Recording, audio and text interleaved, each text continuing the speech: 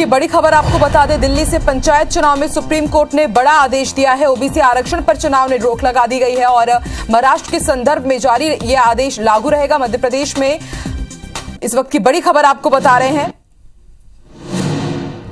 Supreme court ने कहा है कि संवैधानिक प्रावधानों के हिसाब से ही चुनाव होने चाहिए और पंचायत चुनाव में सुप्रीम कोर्ट ने बड़ा आदेश दिया है। ओबीसी आरक्षण पर चुनाव पर उन्होंने रोक लगा दी है।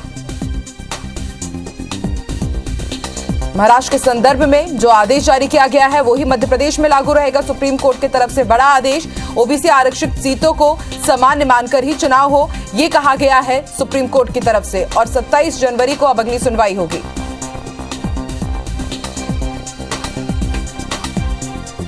और इसके साथ ही सुप्रीम कोर्ट ने यह भी कहा है कि अगर कानूनी तरीके से चुनाव नहीं कराए जा सकते हैं तो फिर चुनाव को रद्द भी किया जा सकता है। तो लगातार सभी को इंतजार था कि पंचायत चुनाव को लेकर क्या कुछ कहा जाएगा सुप्रीम कोर्ट की तरफ से। आपको बता दें, हाईकोर्ट ने रोक से इंकार किया था। उसके बाद कांग्रेस की तरफ से सैयद जाफर और जया ठाकुर ने याचिका सुप्रीम कोर्ट में लगाई थी।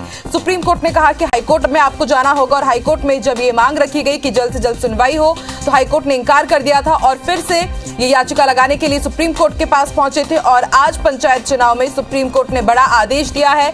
ये कहा गया है कि कानूनन अगर चुनाव नहीं करवाए गए तो चुनाव रद्द भी हो सकते हैं। और इसके साथ ही उन्होंने कहा कि जो भी कानूनी प्रावधान है उसके तहत ही पंचायत चुनाव कराने होंगे।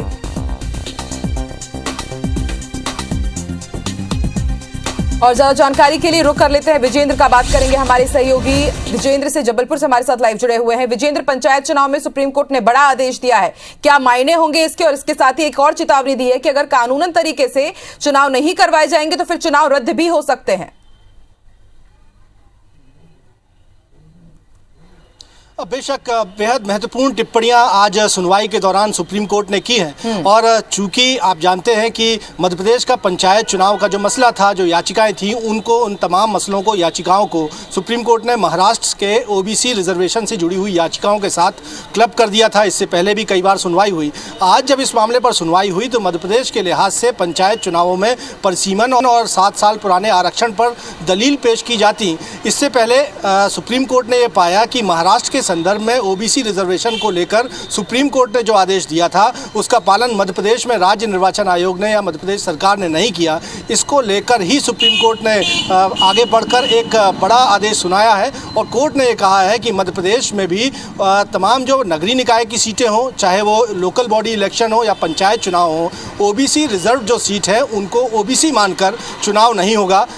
यदि वो चाहते हैं तो इस मसले को लेकर, इस चुनाव को लेकर वो जनरल सीट मानकर चुनाव कर सकते हैं। मुख्य तौर पर सुप्रीम कोर्ट ने आज ये कहा कि महाराष्ट्र के संदर्भ में जो जजमेंट सुनाया गया सुप्रीम कोर्ट को के द्वारा, वो पूरे देश के तमाम इलेक्शंस में, जो लोकल बॉडी इलेक्शंस हैं, उसमें लागू किया जाना था, लेकिन मध्य प्रदेश में ऐसा नहीं किया गया। इसको लेकर ये सख्त रुख अपनाया है। और कोर्ट ने ये कहा कि राज्य निर्वाचन आयोग, मध्य प्रदेश सरकार की ये संवैधानिक ड्यूटी थी कि वो नियम कानूनों के तहत और सुप्रीम कोर्ट की गाइडलाइन के तहत ही ये पंचायत चुनाव करवाएं, लेकिन इसका पालन नहीं किया गया। आगे ये भी कहा गया कि ओबीसी रिजर्व सीट को ओबीसी मानकर चुनाव ना करवाए जाए है तो उन्हें जनरल कैटेगरी मानकर चुनाव करवाए जा सकते हैं। और कोर्ट ने दो टूक कहा है कि यदि इस पूरी इलेक्शन प्रोसेस में प्रावधानों का पालन, संवैधानिक प्रोविजंस का अगर पालन नहीं किया जाता है तो चुनावों को रद्द भी किया जा सकता है। खुली कोर्ट में जो टिप्पणी की गई आज कोर्ट की ओर से, उसमें यह भी बात कही गई कि आयोग या सरकार आग से ना खेले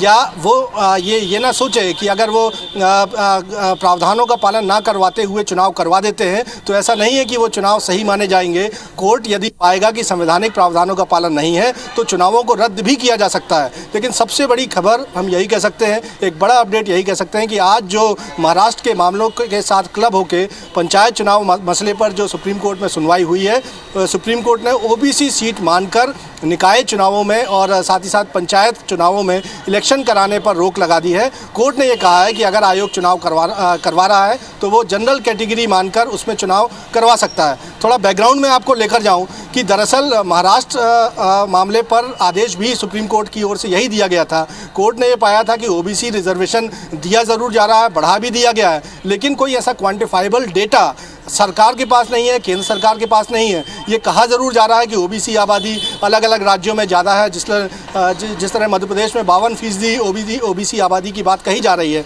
लेकिन ऐसा कोई डेटा ना तो कोर्ट में पेश किया गया है, ना वो अभी एग्जिस्ट कर रहा है जिसके आधार पर ओबीसी का जो रिजर्वेशन है वो बढ़ाया जाए।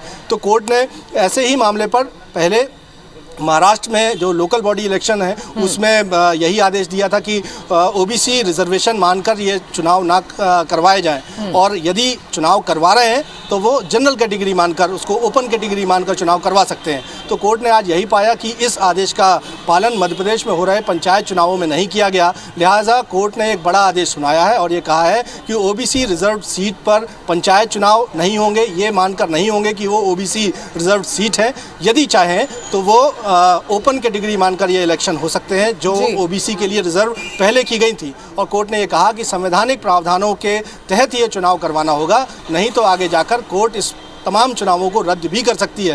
महाराष्ट्र के साथ जो मैटर क्लब है, बिल्कुल विजेंद्र, सबकी नजर टिकी हुई थी कि आखिर सुप्रीम कोर्ट की तरफ से क्या कुछ दलील दी जाएगी, क्या कुछ आदेश दिया जाएगा, और अब ये भी देखने वाली बात होगी कि अब सरकार की तरफ से क्या रुख रहेगा, अब आगे वो क्या रणनीति बनाती है, क्योंकि ओबीसी आरक्षण पर चुनाव लगाने पर अभी करवाने पर उन्होंने रोक लगा दी है। अब सामान्य वर्ग में किस तरह से कन्वर्ट किया जाएगा, रोटेशन प्रणाली का कैसे पालन किया जाता है, ये भी एक देखने वाली बात होगी। शुक्रिया विजेंद्र पूरी जानकारी के लिए।